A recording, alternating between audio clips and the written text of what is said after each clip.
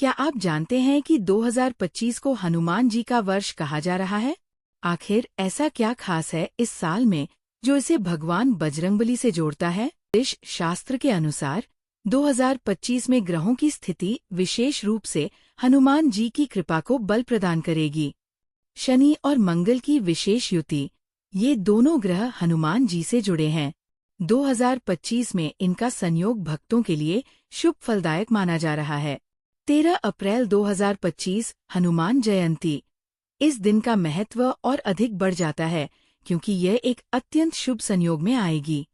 इस दिन हनुमान भक्तों को अद्भुत लाभ प्राप्त हो सकता है।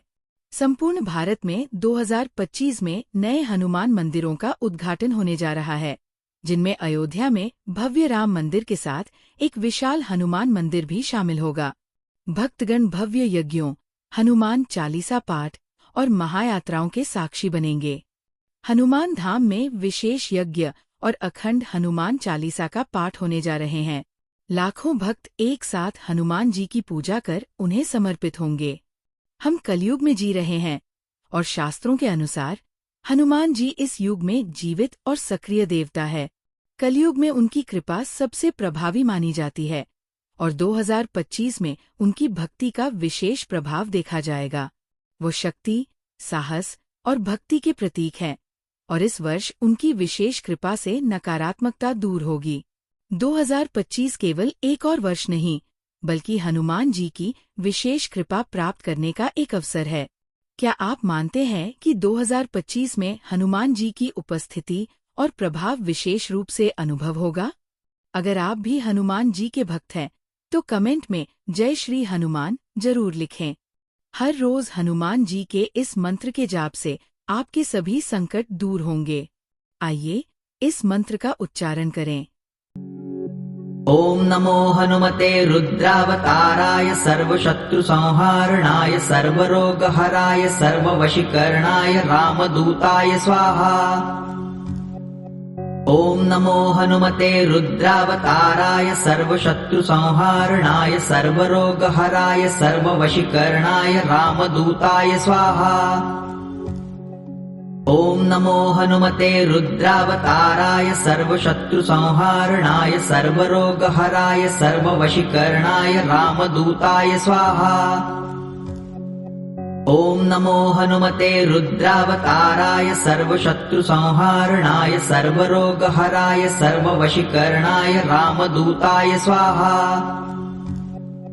ओम नमो हनुमते रुद्रावताराय सर्वशत्रु संहारणाय सर्वरोगहराय सर्ववशीकरणाय रामदूताय स्वाहा।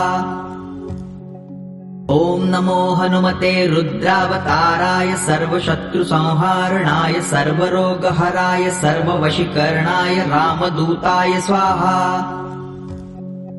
ओम नमो हनुमते रुद्रावताराय सर्वशत्रु संहारणाय सर्वरोगहराय सर्ववशीकरणाय रामदूताय स्वाहा। ओम नमो हनुमते रुद्रावताराय सर्वशत्रु संहारणाय सर्वरोगहराय सर्ववशीकरणाय रामदूताय स्वाहा। ओम नमो हनुमते रुद्रावताराय सर्वशत्रु संहारणाय सर्वरोगहराय सर्ववशीकरणाय रामदूताय स्वाहा। ओम नमो हनुमते रुद्रावताराय सर्वशत्रु संहारणाय सर्वरोगहराय सर्ववशीकरणाय रामदूताय स्वाहा।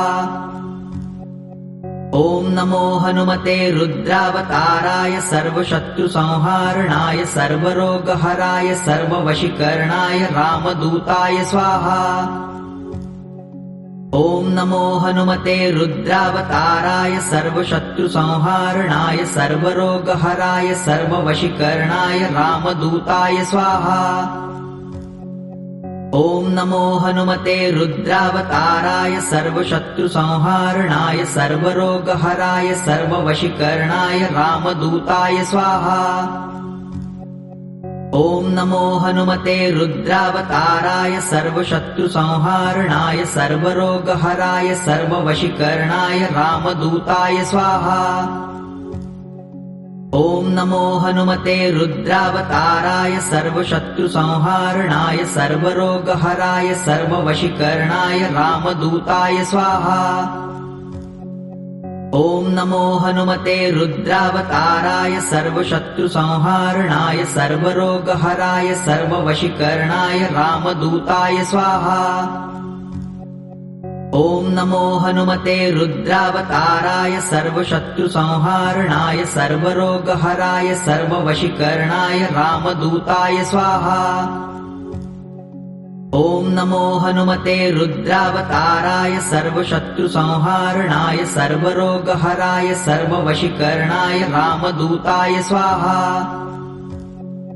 ॐ नमो हनुमते रुद्रावताराय सर्वशत्रुसंहारणाय सर्वरोगहराय सर्ववशीकरणाय रामदूताय स्वाहा।